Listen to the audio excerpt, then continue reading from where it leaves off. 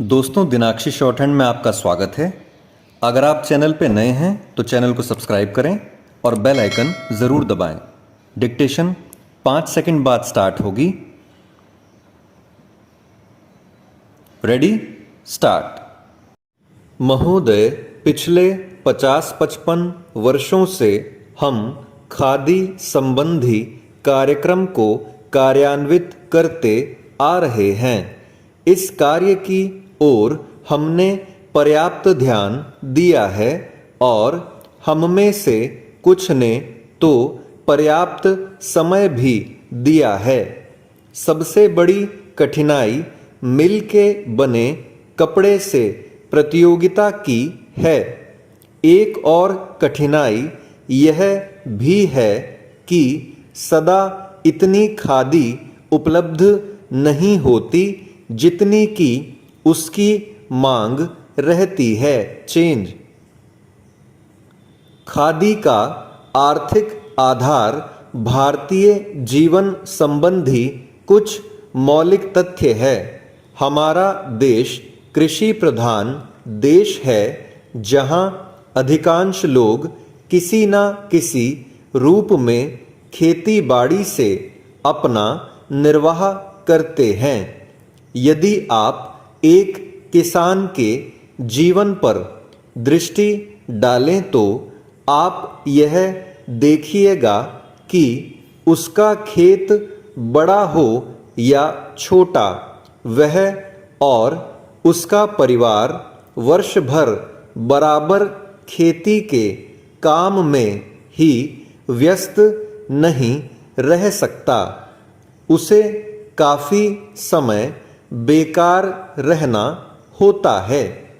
दूसरे रोजगार की खोज में वह अपना घर छोड़कर नहीं जा सकता, क्योंकि खेती के काम में कभी-कभी निरीक्षण की आवश्यकता होती है। यदि बेकारी का वह सब समय जब किसान व्यस्त नहीं होता खादी तैयार करने के काम में लगाया जाए तो देश भर की आवश्यकता के अनुसार खादी मिल सकती है। चेंज। ऐसी अवस्था में कोई भी कम मजदूरी का प्रश्न नहीं उठाएगा, क्योंकि यह काम तो ऐसे समय में किया जाएगा जो बिल्कुल खाली होगा। उस खाली समय में किसान कुछ ना कुछ कमाएगा ही, और वह कमाई ऐसी भी नहीं कि उसका कुछ भी मूल्य ना हो।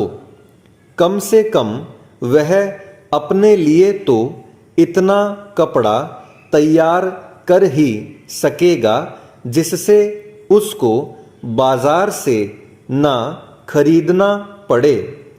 मैं आपको अपने निजी अनुभव से बता सकता हूँ कि 1 घंटा प्रतिदिन काटने से हमें इतना कपड़ा मिल सकता है जितना कि एक औसत हिंदुस्तानी के लिए आवश्यक है, अर्थात 15 से 20 गज कपड़ा प्रति व्यक्ति। इस दृष्टिकोण से देखा जाए तो सस्ते महंगे कपड़े का प्रश्न ही नहीं उठता, क्योंकि खादी खाली समय में किए परिश्रम से प्राप्त हो जाएगी। खादी के संबंध में एक आधारभूत तथ्य है। हम जानते हैं कि आदमी सदा काम नहीं करना चाहता। कभी कभी उसे खाली बैठे रहना ही अच्छा लगता है, परंतु इन सब कठिनाइयों के अतिरिक्त मैं सोचता हूँ कि खादी का प्रचार और विस्तार असंभव नहीं है। अतीत में गांधी जी ने खादी आंदोलन आरंभ किया। चेंज। महोदय, उस समय हमारे देश के प्रशासन से कोई संबंध नहीं था, तब अंग्रेजी राज्य था।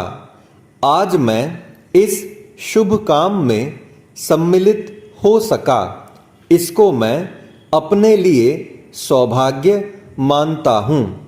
जैसा अभी कहा गया, आप जिन आयुर्विज्ञान कॉलेज और कैंसर संस्थान की स्थापना करने जा रहे हैं, ये दोनों संस्थाएं अपने ढंग की बहुत बड़ी और ऊंचे दर्जे की संस्थाएं होने वाली हैं।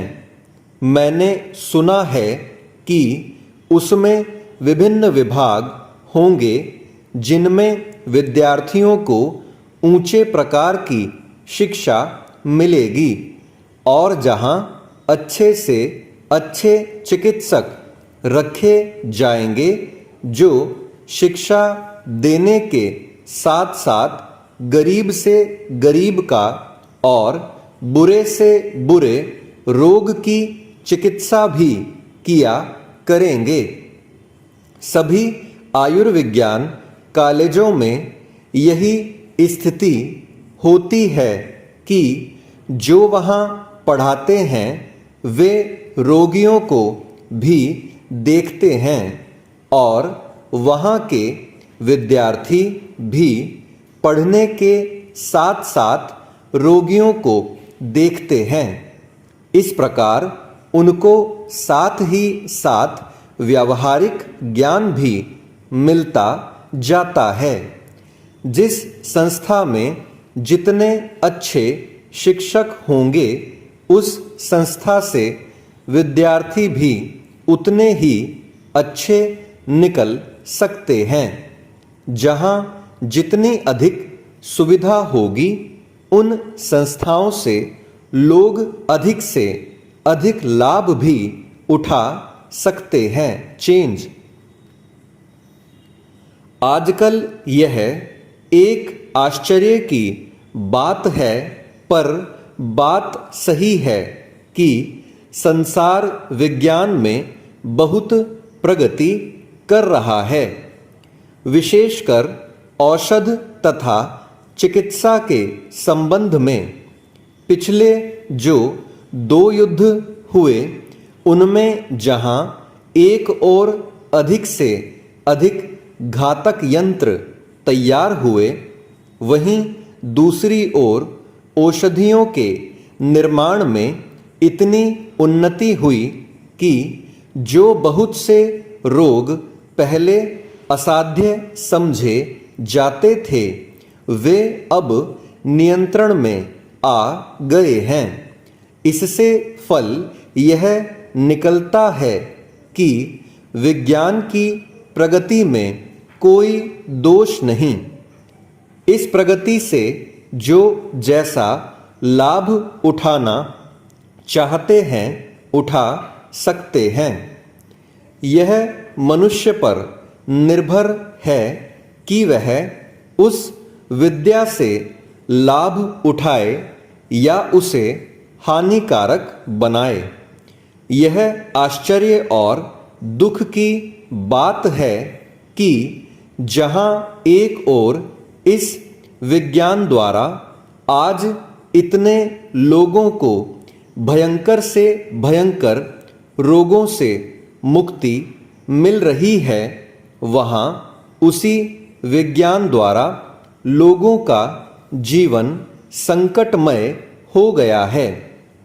हम चाहते हैं कि हमारे देश के वैज्ञानिक, चाहे वे विज्ञान के किसी भी क्षेत्र में काम करते हों, इस बात को सदा अपने ध्यान में रखें कि यदि विज्ञान का कुछ अर्थ हो सकता है तो वह सेवा होना चाहिए, ना कि विनाश, तभी भावी प्रगति होगी। स्टॉप।